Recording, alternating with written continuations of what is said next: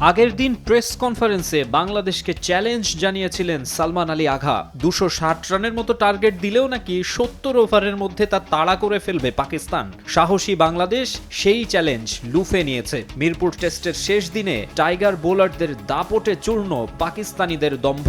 প্রথমবারের মতো দেশের মাটিতে পাকিস্তানের বিপক্ষে টেস্ট জয়ে বাড়তি উচ্ছ্বাস শান্ত মিরাজ রানাদের। 179 রানে এগিয়ে থেকে পঞ্চম দিন শুরু করেন বাংলাদেশের দুই অপরাজিত ব্যাটার নাজমুল হোসেন শান্ত ও মুশফিকুর রহিম। তবে এদিন শুরুতেই উইকেট হারায় স্বাগতিকরা। আগের দিনের 16 রানের সঙ্গে 6 রান যোগ করে ফিরে যান মিস্টার ডিপেন্ডেবল। লিটন মিরাজরাও বেশি দূর এগোতে পারেননি।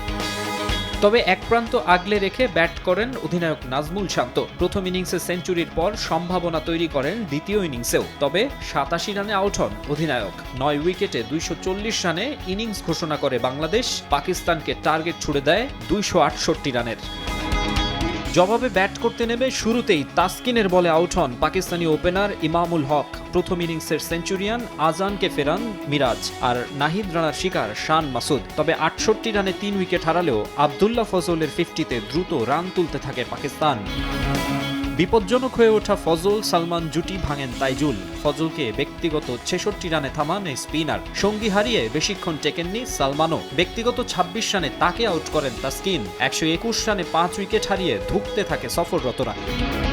চাপে পড়া দলের শেষ স্বীকৃত জুটি রিজওয়ান শাকিল চেষ্টা করেন, তবে শেষ সেশনে ত্রাস ছড়ান নাহিদ রানা। টাইগার স্পিড স্টারের গতির সামনে অসহায় আত্মসমর্পণ করে পাকিস্তান। নাহিদের ফাইফারে 104 রানের দারুণ জয়ে 2 ম্যাচ সিরিজে লিড বাংলাদেশের।